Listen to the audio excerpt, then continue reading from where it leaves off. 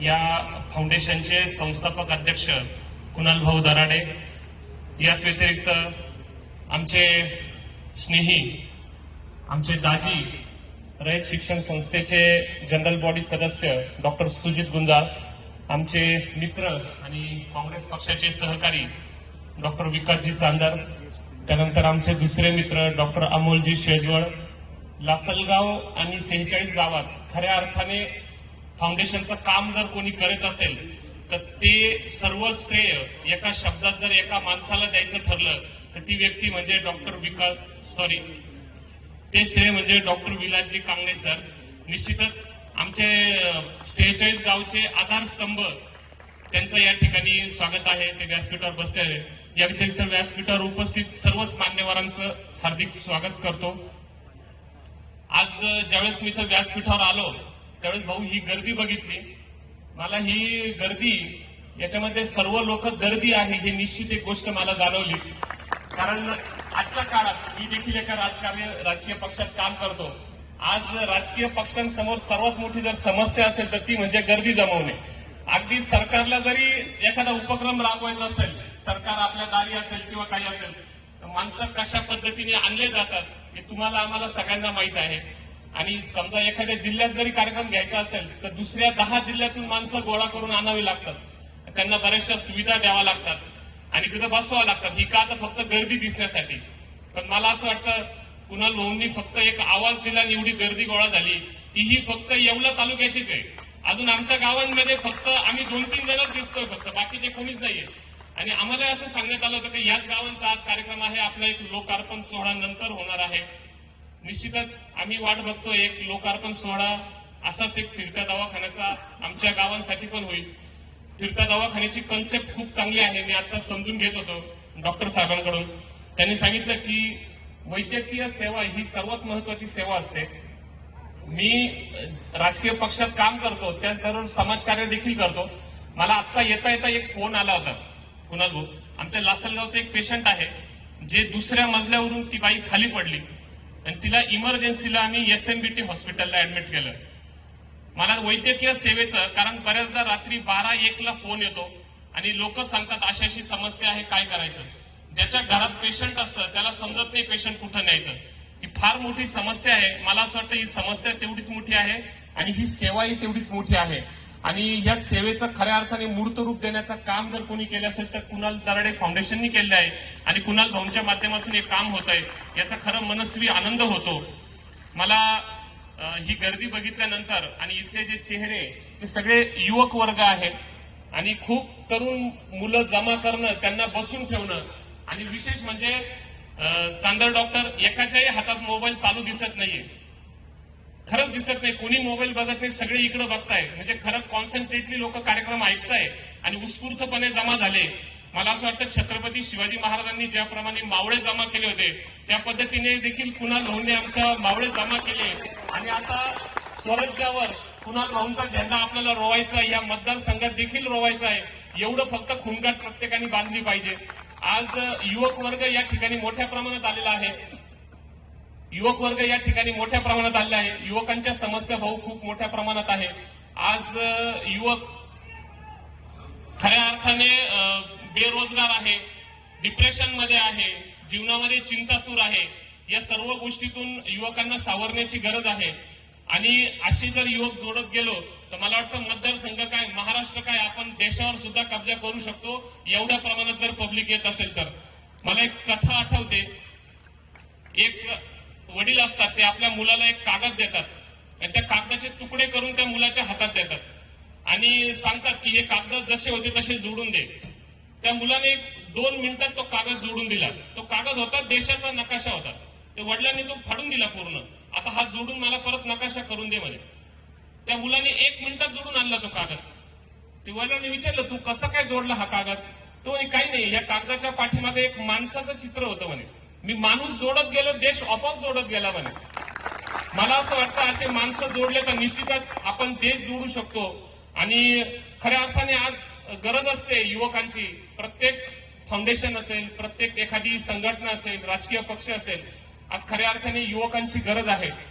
युवकांना देखील काही आशा आपल्या नेत्याकडून किंवा आपले जे आहे आपण ज्यांना ज्येष्ठ मानतो अशा लोकांकडून असते.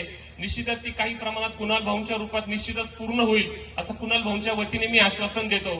त्याचं कारण असं आहे की जीवन जगत असताना आपल्याला खरंच जीवन जगायचं असताना प्रत्येक क्षणाला फक्त आपण गणिती भाग बघत असतो. जीवन म्हणजे काय, एक गणित आहे. प्रत्येक वेळेस प्रत्येक ठिकाणी आपण गणित सोडवत असतो आणि कधी कधी आपल्याकडून असं होतं एखादं छोटंसं गणित असतं, साधं उत्तर असतं, तर ते गणित आपल्याकडून सुटत नाही. जीवनही असंच काहीच आहे. बऱ्याचशा गोष्टी आपल्याला खूप साध्या असतात पण आपल्याला समजत नाही. मला एक या ठिकाणी परत एक गोष्ट सांगायची आहे. ही गोष्ट आहे राजस्थान मधल्या एका शेतकऱ्याची गोष्ट आहे. त्याच्याकडं कुणाल भाऊ 17 उंट होते. त्या शेतकऱ्याकडे 17 उंट होते, त्याला 3 मुलं होते. त्यांनी मरण्याच्या अगोदर एक चिठ्ठी लिहून दिली की या 17 उंटांपैकी माझ्या मोठ्या मुलाला अर्धे उंट देण्यात यावे, दुसऱ्या मुलाला 3रा हिस्सा देण्यात यावा आणि 3ऱ्या मुलाला 9वा हिस्सा देण्यात यावा. आता ही चिठ्ठी लिहून ठेवली, सगळं झालं. तो बिचारा देवाघरी गेला. त्याच्यानंतर तो कागद काढण्यात आला आणि पंचमंडळी समोर तो कागद ठेवला. आता उंट 17 आणि वाटाघाटी अशी करायची कशी हा मोठा प्रश्न. 3 दिवस त्या उंटांना कोणी खाऊ पिऊच घातला नाही, कारण वाटणी झालेली नव्हती. आपल्याकडे जनरली परंपरा आहे, जोपर्यंत वाटणी होते तोपर्यंत मळ्यातलं गवत बी कोणी काढत नाही. ती पहिल्यापासूनची परंपरा आहे. म्हणजे उंट वाटायचे कसे, ते पंच थकले, 3 दिवस खलबत झाली. 17 उंट अर्धे कसे वाटायचे, 3रा हिस्सा कसा वाटायचा आणि 9वा हिस्सा कसा वाटायचा समजतच नव्हतं कसं वाटायचं. त्या गावात एक विद्वान माणूस होता. तो म्हणे मी 1 मिनिटात प्रॉब्लेम सॉल्व्ह करू शकतो म्हणे. यांना समजा आम्ही 3 दिवसापासून घसतोय, दिवस रात्र झाले, आकडेमोड करतोय पण जमत नाही. तो म्हणे एकदम सोपं आहे म्हणे, माझ्याकडे द्या मी करतो. त्यांनी काय नाही केलं, कुणाल भाऊ त्याचा एक उंट त्याच्यामध्ये सोडून दिला. 17चे 18 झाले. आता याचे अर्धे करा म्हणे, पहिल्या मुलाला देऊन टाका. 9 पहिल्या मुलाला दिले, 3ऱ्या हिस्स्याप्रमाणे 6 उंट दुसऱ्या मुलाला दिले. आता राहिले तो म्हणे आता 9वा हिस्सा करायचा आहे, 2 उंट लहानाला देऊन टाका. या सगळ्यांची बेरीज 17 झाली. त्यांनी त्याचा उंट घेतला आणि घरी निघून गेला. किती सोपं गणित आहे. आयुष्य असंच काहीतरी असतं. आपण विनाकारण आयुष्य गुंतागुंतीचं करून घेतो. मला असं वाटतं, मी एका मुलाखतीला गेलो होतो, त्यांनी मला विचारलं होतं की तुम्ही काय काम करता, तुम्ही एवढे पुस्तकं लिहिता, लेख लिहिता, तुमचा उद्देश काय आहे जीवनाचा. म्हटलं चांगलं जीवन जगणं याच्यापेक्षा चांगला उद्देश आयुष्यात कोणाचाच नसावा असं माझं मत आहे. चांगलं जीवन जगण्यापलीकडे मोठा उद्देश घेऊन मी काम करतो. म्हटलं एक चांगलं जीवन आयुष्यात प्रत्येकाने जगलं पाहिजे, ही काळाची गरज आहे. आणि आजच्या तरुणांना खऱ्या अर्थाने विनाकारण, आता मी हे मोटिवेशनल स्पीकर वगैरे हे जे करतात, मी काही कोणाच्या विरोधात बोलत नाही, पण ते विनाकारण एका माणसाची दुसऱ्या माणसाबरोबर तुलना करतात. तमका असा होता, त्याचं उदाहरण द्यायचं, त्या पद्धतीने तुम्ही काम करा. मी या सगळ्यांच्या विरोधात आहे. मी मस्तपैकी तरुणांना सांगत असतो, एक सुंदरसं काम करा, हलकं फुलकं जीवन जगा. कारण भाऊ आज परिस्थिती अशी आहे, कमी वयातले मुलं आत्महत्या करत आहेत. ही वस्तुस्थिती नाकारून चालणार नाही. आणि यांची कारण मीमांसा बघितली तर काय असते, कोणी मला स्मार्ट मोबाईल दिला नाही वडिलांनी, मग मुलांनी आत्महत्या केली. मला गाडी घेऊन दिली नाही, मुलांनी आत्महत्या केली. मार्क कमी मिळाले, आत्महत्या केली. नेमका प्रकार काय चालू आहे समजत नाही. तरुणांच्या मेंटॅलिटीचा ठाव आजपर्यंत कोणाला घेता येत नाहीये. तरुणांच्या मनामध्ये जी खलबत चालू आहे ही कुठेतरी थांबली पाहिजे. आणि मला असं वाटतं हे मोटिवेशनल किंवा याची त्याच्याबरोबर कंपॅरिझन करणं ह्या गोष्टी चुकीच्या आहेत. आता बघा ना, साधी लुना गाडी जर आपण धरली आणि एखादी बुलेट धरली तर दोन्हीची स्पर्धा कशी होऊ शकेल. लुना आहे ती लुनाच्या जागी चांगली आहे आणि जी बुलेट आहे ती बुलेटच्या जागी चांगली आहे. दोघांची तुलना करणं सुद्धा चुकीचं आहे असं माझं मत आहे. प्रत्येक व्यक्ती हा भिन्न असतो, त्याचं काम करण्याची शक्ती, त्याचं पोटेन्शियल भिन्न असतं. त्याच्यामुळं कोणी कोणाशी तुलना करू नये, फक्त आयुष्य चांगलं जगता आलं पाहिजे या दृष्टीने विचार करण्याची गरज आहे. आजच्या तरुण पिढी समोर बेरोजगारीची मोठी समस्या आहे, एक लाट आहे बेरोजगारीची मोठ्या प्रमाणात. मला असं वाटतं एकीकडे सरकारी नोकऱ्यांचा तुटवडा आहे, दुसरीकडे शिक्षण व्यवस्थेसाठी मार्कांची रेंज, आरक्षण, या सगळ्या भानगडी आता तुम्ही सध्या बघताच आहे. सगळं मराठा आरक्षणच्या निमित्ताने या सगळ्या गोष्टी आपण जवळून बघतोय.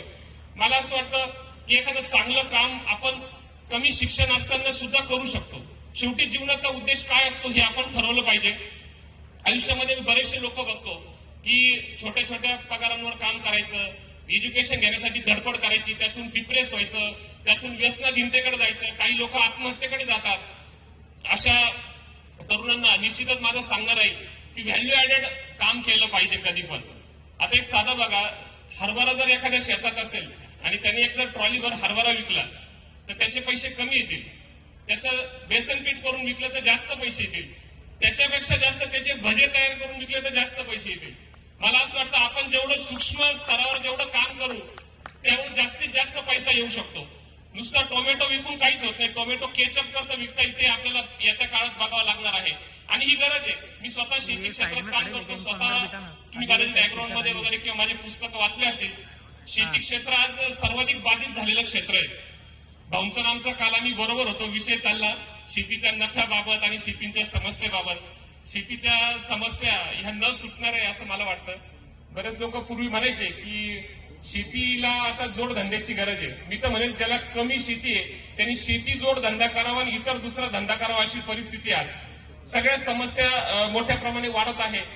ज्याप्रमाणे आपण आता बघितलं की शेतकऱ्यांसाठी जो 3 कायदे बनवलेले होते त्या कायद्यांच्या रूपामध्ये संघर्ष झाला मोठ्या प्रमाणात.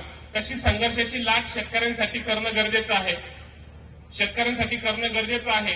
त्याचं कारण असं आहे की उठाव करताना विरोध करताना आपण सर्वांनी एक झालं पाहिजे. आता एक छोटीशी गोष्ट सांगतो आणि थांबवतो. ती कथा मार्मिक आहे. त्याचा कोणाला काय अर्थ घ्यायचा तो घेऊ द्या. एखाद्याला जर विरोध करायचा असेल आपल्याला तर विरोधक जास्त असतात पण त्या विरोधकांमध्ये आपसात युनिटी नसते. त्याच्यामुळे नुकसान होतं. कुणाल भाऊ एक हॉस्टेल होतं. एका हॉस्टेलवर 1000 मुलं होते. 1000 मुलं होती. त्यांना रोज इडली सांबारचा नाश्ता द्यायचे ते हॉस्टेलवाले. तर खूप पोरांची ओरड होती. आम्हाला इडली सांबार नको, आम्हाला हे पाहिजे ते पाहिजे.